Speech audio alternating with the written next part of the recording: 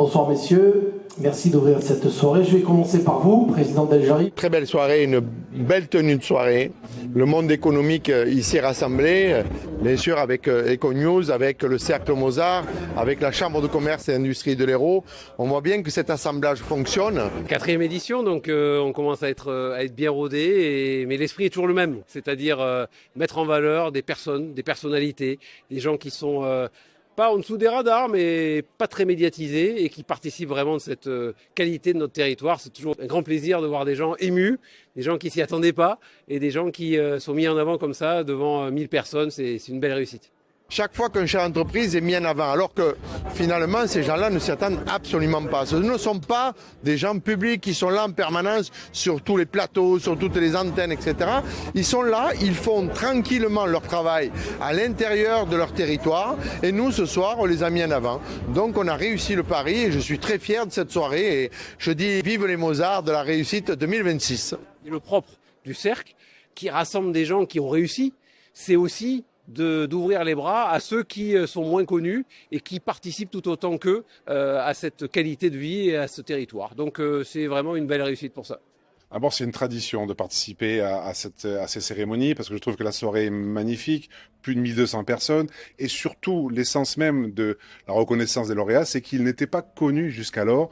Donc c'est vraiment une façon noble pour nous de mettre en avant ce qui se fait de beau sur le territoire et c'est toujours de très belles aventures humaine, et puis après économique, financière et de réussite. Donc voilà, on est fiers de participer. Très heureuse d'avoir ce prix et aussi de mettre à l'honneur l'équipe d'Init qui porte le projet avec moi. C'est la reconnaissance de cette combativité. J'ai trouvé que le mot utilisé pendant la cérémonie d'ouverture était très approprié. Il faut être combatif. Ça permet de montrer toutes les réussites qu'il y a sur ce territoire, d'entrepreneurs qui n'ont pas forcément un pignon sur rue, en tout cas, qui font pas la une tous les journaux, et qui pourtant sont de véritables réussites économiques, tant sur un plan du chiffre d'affaires généré induit, mais aussi du nombre d'emplois. Ça participe de l'attractivité de la région Occitanie. La démarche s'intéresse à aller rechercher des gens de valeur, des gens qui sont engagés sur plein de sujets et de leur apporter quelque part un hommage. Vous avez récompensé là l'engagement de toute une vie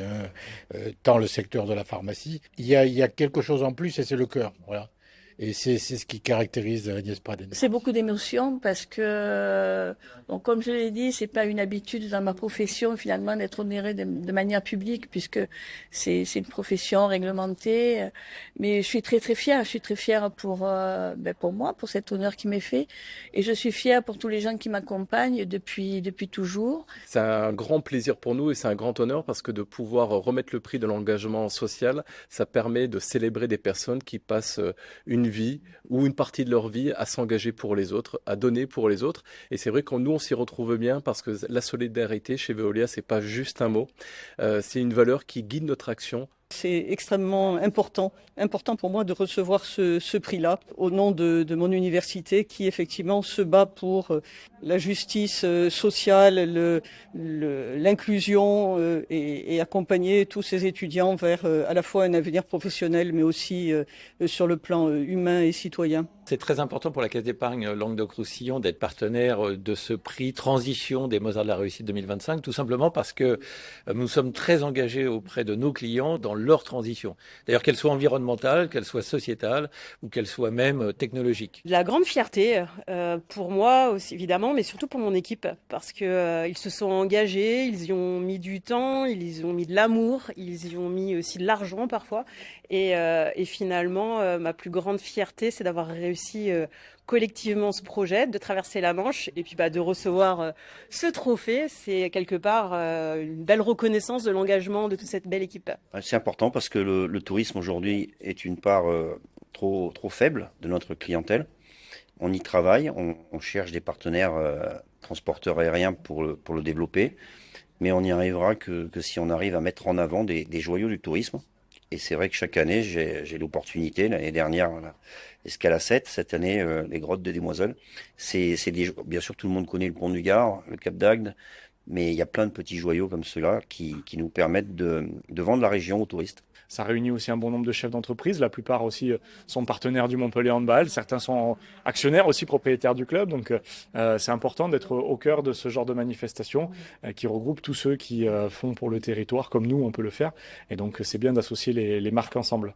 Dans cette période un peu morose, c'est très bien d'avoir cette disparité, ces femmes qui prennent le relais, on réussit à les mettre en valeur, donc c'est top. Voilà. Célébrer de belles réussites ici en Occitanie et à Montpellier, ça nous paraissait naturel de participer, d'autant plus que nous avons récemment vu une très belle réussite montpelliéraine nous rejoindre. Il s'appelle D26 Cyber Security, qui est une pépite non seulement montpelliéraine mais française dans le domaine de la cybersécurité, qui a rejoint le groupe et qui a mis une nouvelle fois, s'il était besoin, qui a mis en avant tous les talents qui existent ici à Montpellier et en Occitanie. Ce soir, moi j'étais très heureux d'être présent Mozart de la Réussite pour voir ces pépites. Ces gens qui entreprennent, qui osent.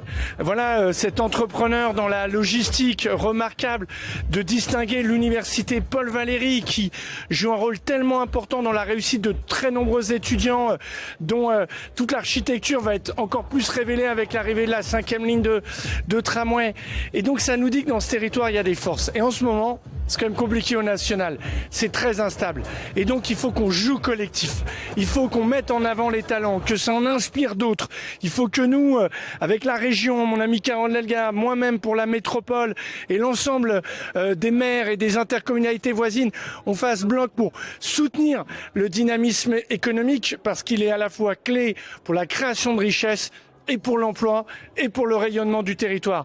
Montpellier, c'est là où l'avenir s'invente. Et moi, ce soir, j'ai vu ô combien nous en avions les atouts. Je suis ravi et fier que la ville de la Grande Motte ait pu accueillir cette année encore cette grande et belle soirée avec autant de personnalités et autant d'acteurs de la vie économique et sociale mis en avant. La nageuse était particulièrement émouvante quand on voit la performance qu'elle a réussi à réaliser avec ces épisodes qu'elle a rencontrés d'épuisement, de fatigue. Eh bien, on ne peut être que fier de voir que dans notre région, eh bien, on a une championne de France qui a accompli une telle performance. Je trouve que c'est une magnifique opportunité de mettre en lumière ce qui donne un sens à notre territoire, qui donne envie de croire qu'en Hérault, il se passe des choses merveilleuses. Et donc, j'ai vu des gens engagés et ça donnait une belle image du dynamisme de notre écosystème. Mais vraiment, il y a tout. Il y a l'émotion, la créativité, l'aventure humaine, le collectif, l'innovation, l'adaptation à la société. Je crois que vraiment, c'est un beau signal. En plus, les trophées sont magnifiques. Et puis, je crois que 1000 personnes, ça veut dire tout, et ça souligne tout le dynamisme de la région Occitanie.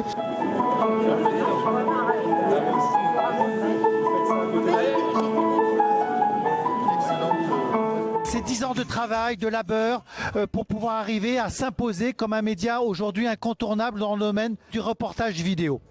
Mais aussi, c'est une année très difficile pour les gens. Les gens ont souffert cette année. Ont souffert au niveau de leur entreprise, au niveau de l'emploi. Il y a eu énormément de défaillances d'entreprises. Et ce soir, les Mozarts ont voulu encore une fois montrer que la réussite, elle était là, qu'on pouvait y croire.